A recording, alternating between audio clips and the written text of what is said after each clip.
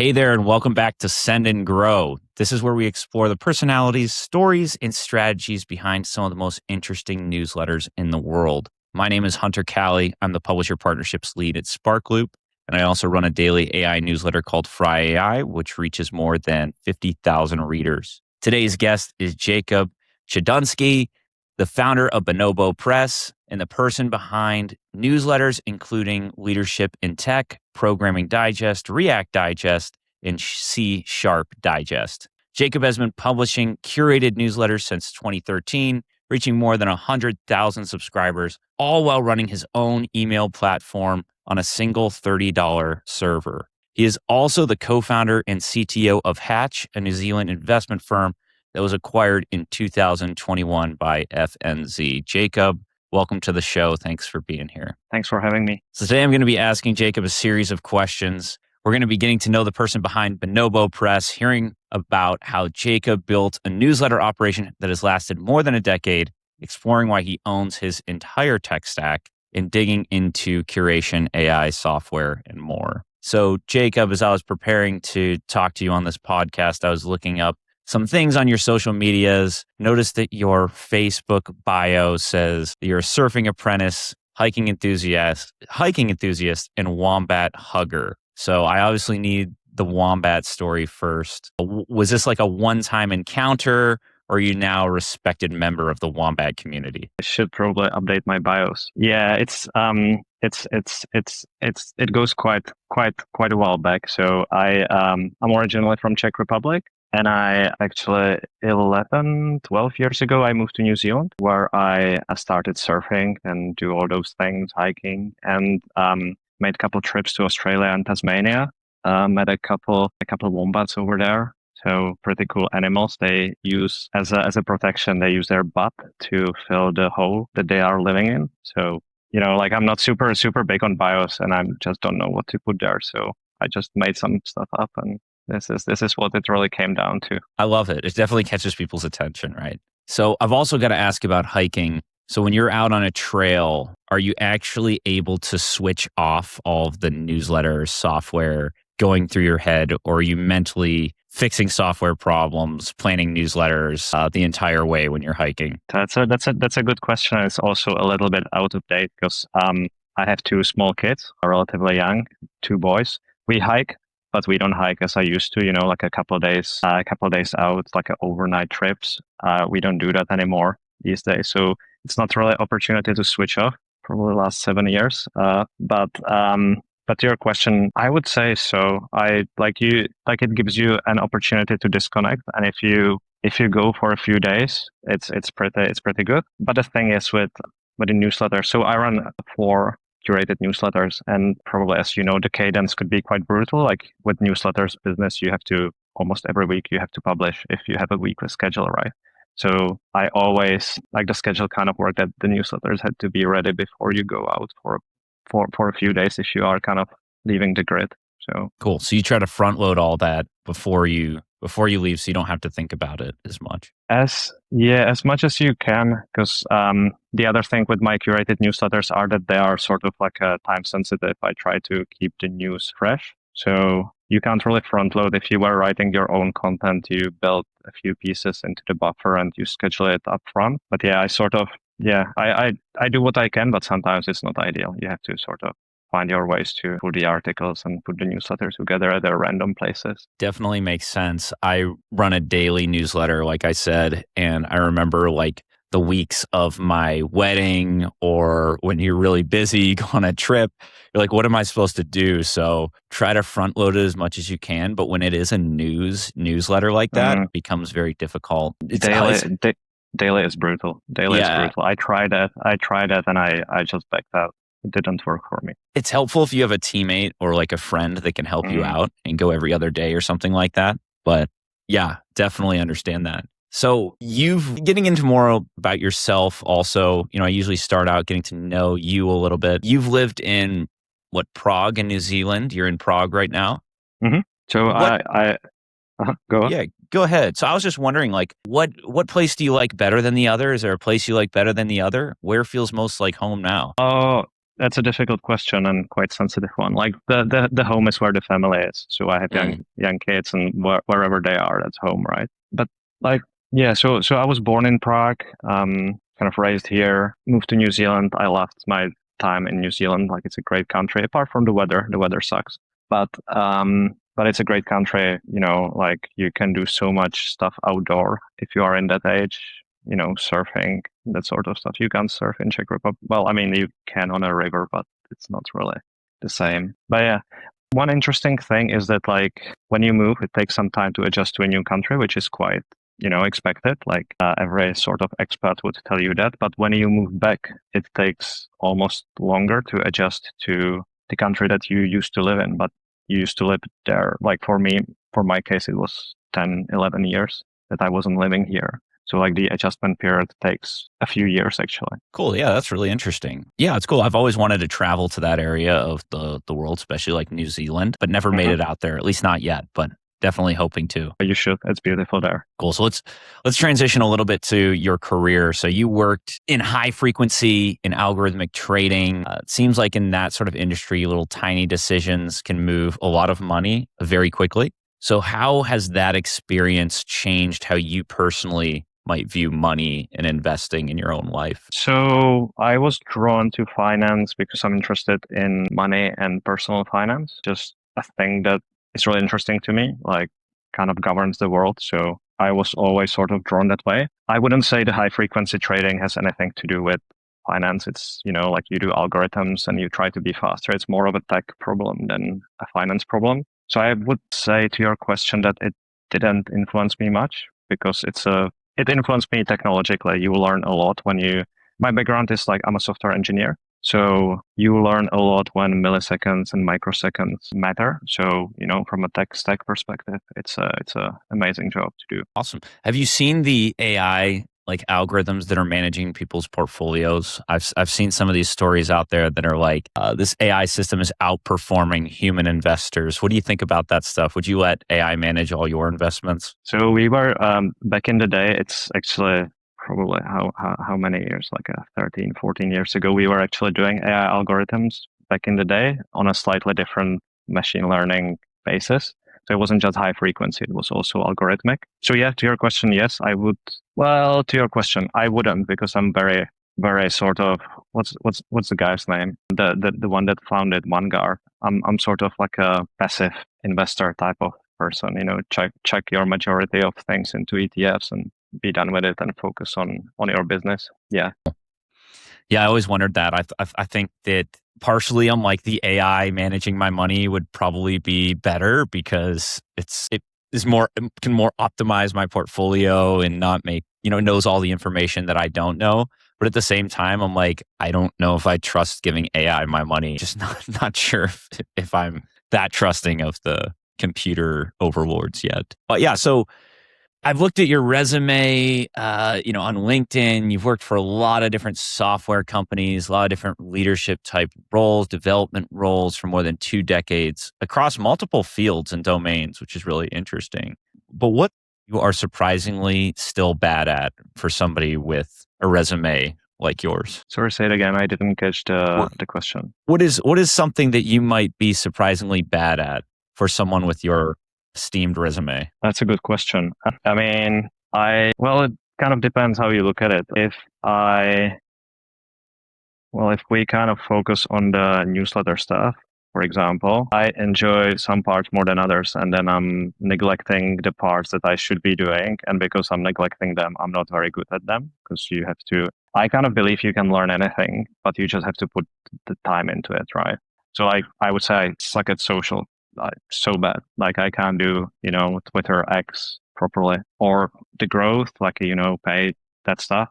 I'm not great at that. So I could be so much better and learn so much more in that area. If we look into my other career, like my sort of software engineering career and management and leadership, there's a couple of things. Like, I actually believe with the software engineering, you have different types of engineers that are more suitable for different companies. So I'm terrible at a corporate, like a big corporate where there's a lot of bureaucracy. I'm terrible.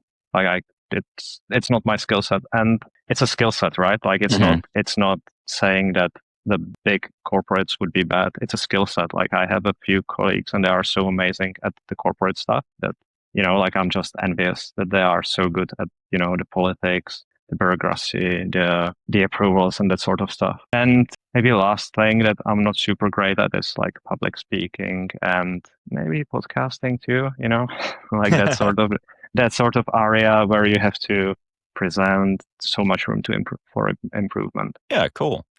Yeah, so you've worked in a lot of different industries like throughout your career. It seems like you've worked in healthcare, you've worked in finance, you've worked in newsletters. Is there any industry that sticks out as having like some stranger problems or more difficult or unique problems than other industries? That's a good question. Like my stint in healthcare was interesting because we were sort of actually making I don't want to say it like this, but kind of helping to save lives because we were developing a software for Prague emergency services on the go back in the day where tablets were not a thing really. So we were actually doing the hardware and software solution for that to allow the doctors to make better decisions. So it was cool from that perspective. Yeah, that's really cool. Finance, on the other hand, gives you a lot of interesting technical problems, like the algorithmic trading, the microseconds. You have to actually use your computer science background, or you can use it.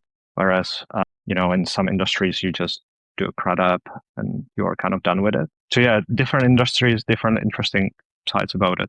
I tend to stick to be honest, I tend to stick to finance mostly because my interest in personal finance and money in general is quite strong. Yeah, definitely makes sense. So it's really interesting to get to know you a little bit of your background. I think that that's really cool before we even jump into the newsletter stuff in particular, just because a lot of times people read newsletters, but they don't really know what's the person behind the newsletter, their background, that sort of thing. And so that's why I like to kind of start with some of those questions, get to know you a little bit.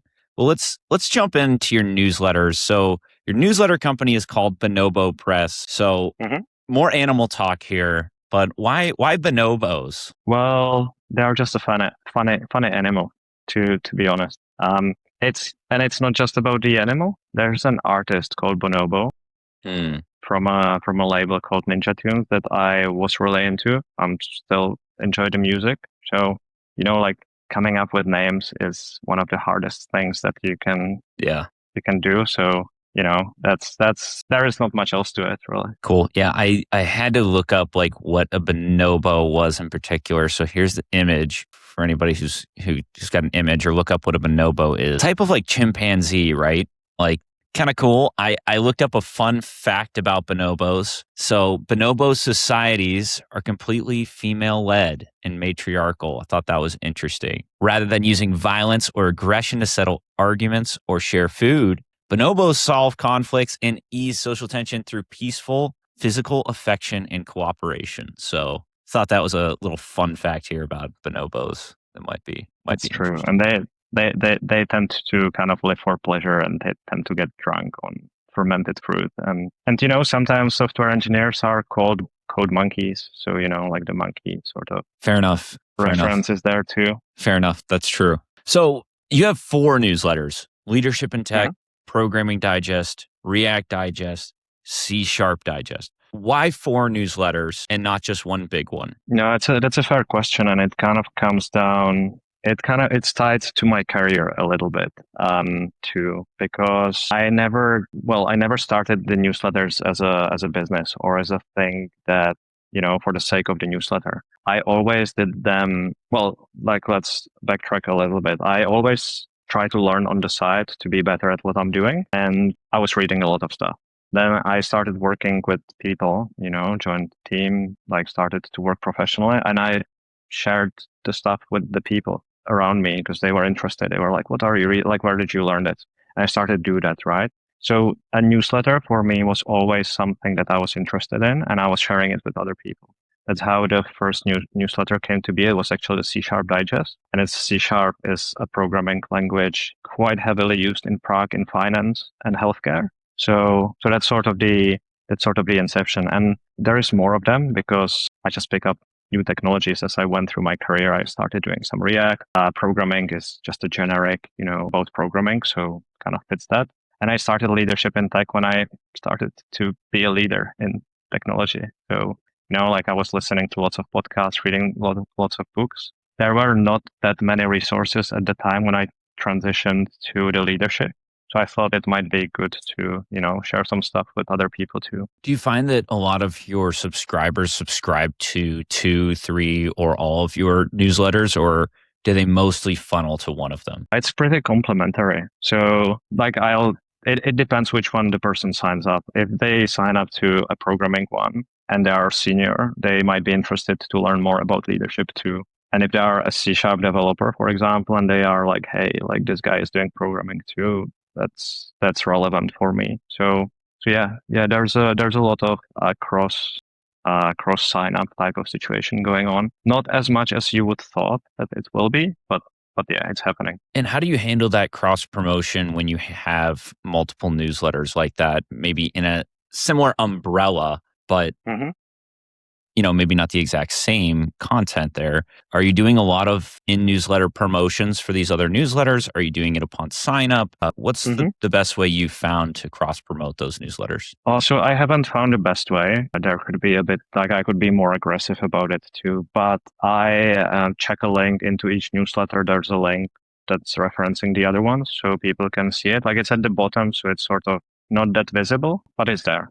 And people find it. I think I might mention it in my welcome series too, like in my welcome email. But again, as a footer on the bottom of the thing. Yeah, cool. There's a lot of different ways that people like to cross promote. So it's always interesting to hear how people use their newsletters to grow their other newsletters. I always find that really interesting. It's a good way to, especially if you have a generic one, let's say programming is not niche down to any particular stack. It's a good way to jumpstart a new newsletter, right? Like I think with React Digest, if you're starting a new one, and I'm probably at the capacity of what I can curate. But if I was starting a new one, I can use my generic one and say, hey guys, I'm starting this. Are you interested? Sign up for this. And I would push it more heavily. But I haven't done that in a while because there's just not enough time to do that. Yeah. So your newsletters now reach more than 100,000 subscribers across them all. You've sent thousands of emails, and you still run on a $30 server. What's the story there? So that's an interesting one. So yeah, I run my own infrastructure that I built in Ruby on Rails, a programming language and a platform. And there's a couple of reasons to it actually. It's not just because I want to scratch my builder's itch, because I tend to like building things. That's just one part of it. Like the origin story of this is that when I came to New Zealand, I changed my stack. So I was a software engineer writing code in C# and I switched into Ruby. And I believe it's great to have a side project that you are learning the technology that you are learning on and have something that you can actually, you can see it in practice. So I chose this project at the time because it just felt like a thing to do. And that was 11 years ago or 12 years ago. And I was like, well, like, if I'm using it, then I need to operate it. You learn a lot of useful skills by having a project that's in production. And the other side of that is that we kind of touched on it, like a daily cadence, weekly cadence. Sometimes you are hiking, sometimes you are away. It allowed me to build a platform and tailor the platform exactly to my needs. So then my newsletters are they have a certain format, right? Like that every week, like there are links. It's down to the point. It's very short. Like I like to save people time to find the articles. So I can build my workflow exactly how I would like it to do. And then, like it's not all automated, but like it gives you a lot of automation through the process. So that's the other side. Like it allows you to be more efficient as a solo founder or like a solopreneur. Yeah, that's really, really cool. Like, and you've said you've dabbled. We talked kind of prior. You said you've dabbled in some other ESPs. What have you found about your ESP that you've created for yourself that is unique, that keeps you coming back? Is it that customization? What is it? There's a few things. Well, firstly, it's tailored to my exact needs. So, like my ESP is not just ESP, it's also article curation, and it's also a sponsor management, and it's a CRM, and it's a lot of things that it probably shouldn't be if you are doing this as a product. But it does everything, all the ad operations, everything for me in one place, right? So that's one useful thing. I don't have to log into, what is it called, HubSpot? a CRM, like the biggest CRM thing. I don't have to go to passion fruit to manage my sponsorships. I don't have to run Excel sheets, like I have everything under the roof. So that's first advantage. The other advantage is that it's pretty fast because I just like to build things that are nice to use for me.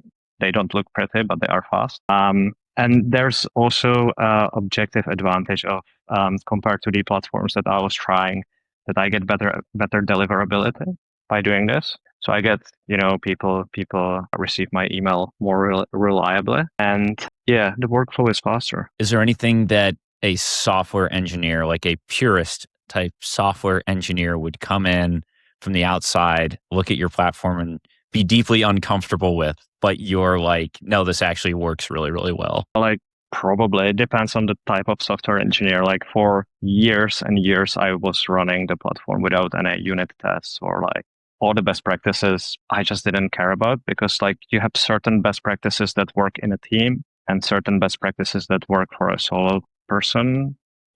Like it's becoming more popular now in the Ruby community, but like I wasn't running CI because it's just me. Like I can run the tests whenever I sort of need to. So yeah, so there would be some things, but apart from that, it's not a complete, like a skeleton hiding here and there, especially because it's like I mentioned a lot of different components, but like I've been also building it over a decade, right? So you have sort of time to, when you feel like it, you can sort of just do a little bit here and there and make it better if you feel like it. Yeah. So you've been in this space for quite a while. You said like over a decade in this space. A lot of people that are new to this space, just starting newsletters. It seems like newsletters are really hot right now. So you have this like unique perspective that you've kind of been around through this revolution, seen the back end, seen new newsletters, seen the waves of things. Is there anything that stuck out to you as far as how newsletters have progressed over the past decade, or the trends that you see that are maybe surprising to you, or where you see the future of newsletters going? That's a good question, but I'm not sure I have the answer. Like one thing that you are mentioning that I've seen over the last, I don't know how many years, maybe 4 years, or it's starting to like it wasn't when you started, like it wasn't, and for me, it wasn't a way to make money.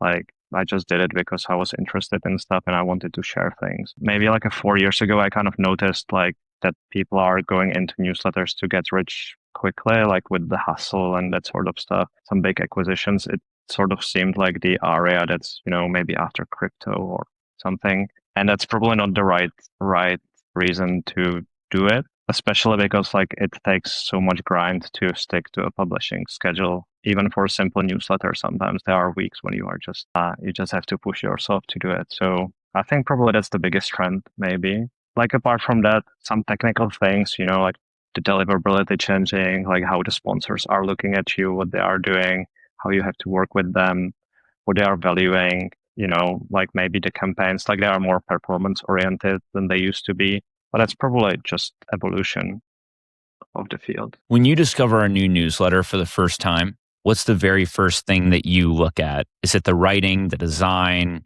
the sign up flow, their underlying software, business model? Like what's something that you look at that maybe other people don't look at or ever notice? You mean like others people newsletter? Yeah, when you see another person's newsletter. Well, that's it's almost funny because I'm not a huge consumer of newsletter. So like I'm actually trying to, like, the other reason why I'm doing this is that I try to promote more indie bloggers and give like independent authors more audience for their writing. So I'm not looking for, like when I read stuff, I'm not looking for newsletters in particular. That's the other change. Like, like a decade ago, it was all blogs. Now it's all newsletters, but I kind of view them the same. It's, like newsletter, blog, it's kind of the same thing. So I focus on the value that the writer is, that the author is, and the effort they put and that sort of stuff. Not more the content than anything else, really. Like I have times when I'm like working on a project for something, like I want to improve my welcome email or something, and then I would do some research and do that. So, but that's targeted to a project. Mm-hmm. So after you've curated like thousands of articles over the course of the past decade. Have you gotten a good feel yet for something that's worth sharing or that people are going to like? Or do like the pieces that people love still surprise you? Well, I give them the pieces, so it's not really, Mm-hmm. like it's not really that they have a choice to. Well, I'm not surprised, right? Like, because I find the things for them, so it doesn't surprise me in that way. And yeah. I think like a quality content is quite similar as it used to be. It is kind of the same now. So Yeah, I mean, sometimes with my newsletter, for instance, I'll send something that I think this is. I don't. It's fine, like it's good content. It's not earth shattering, but people will go crazy and be like, I'll get replies of like, this is really really interesting, and I'll say, really, it is. And then other things that I'm like, this is going to be people are going to love this newsletter, and I put it out and everybody hates it. I'm just like, okay, I'm just going to keep putting out content that I think is good. But yeah, it always surprises me sometimes, at mm, least, when people like something, and I'm like, why do you like that certain thing? And I try to find the trends, but sometimes it's so difficult to figure out what yeah, that's true. what they That's like, what they true. don't like. No, that's true. To be fair, like earlier in my newsletter journey, I had a bit more mixed reactions. Like Mm, sometimes I'm not sure if it's similar to you, but sometimes like you are putting this newsletter together with all the best intentions right. of things that you personally find interesting, and then you post some article and like it's controversial and you get so much hate for it that sometimes it surprises you. But also like over the years I kind of honed that filter and I kind of Mm, see what's resonating and what's not. So I don't get it that often, but you're right. Like every now and then you get this like either love or hate for something. And sometimes there's both for the same article, right? Like some people love it and some people don't. But you tend to hear about the ones that they don't like it, yeah. unfortunately. He's going to hear about those more, of course. So what's one thing you see a lot of? Maybe it's the monetization side that you kind of talked about already, but what's one thing you see newsletter operators today obsess over that you think matters far less than they think? I'm not sure, to be honest, what people are obsessing about. Maybe, like probably like the publishing system. I actually don't know. I'm not super heavily involved in the newsletter community, so I'm not super in touch with other operators. So I'm not sure what they are really, like what they are really obsessed about. Like in general, like what matters is the content, and that's kind of it. Like you should like your email should land in the mailbox. You should learn some technical rules of that, right? But Yeah, that's the important stuff. it seems like I'm seeing more and more in the newsletter space. I talk to a lot of publishers, every week. And one thing I'm seeing more and more is an emphasis on the business around the newsletter rather than the newsletter Hmm. content itself. I'm seeing that a lot lately.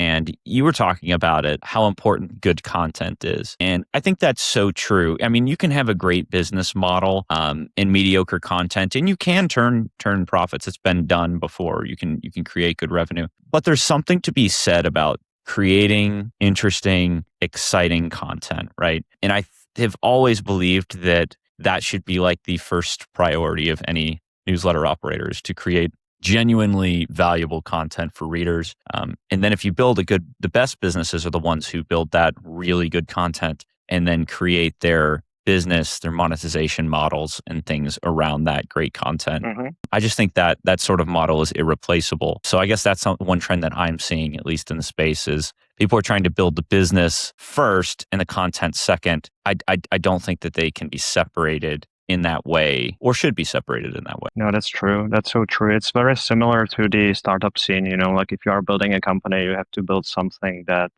people want. Like you are not building a finance department, you are not building an engineering team. You need to build a product that people want to buy, right? And then, but there are also stages, and that's maybe where people get kind of hung up that they are reading about someone much further in the journey that's working on the business because they, at the moment, that's their biggest problem. Like they don't have their, add-ops nailed down and they are just drowning in emails and they don't have any processes, but they are much further in the journey. They have a product that's working, they have sponsors, and they have different problems. But like if you don't have that, you have to have the product that people want, which in newsletters it's the content. So Yeah. So you kind of curate these articles for people with AI now writing a lot of newsletters out there, summarizing articles, recommending links, or even generating entire newsletters. Do you think that makes human curation more valuable because, the taste for it becomes scarce and it's less mhm. generalized? Or do you think it becomes less valuable because everyone can create a decent digest? What are your thoughts there as you've seen It's a AI?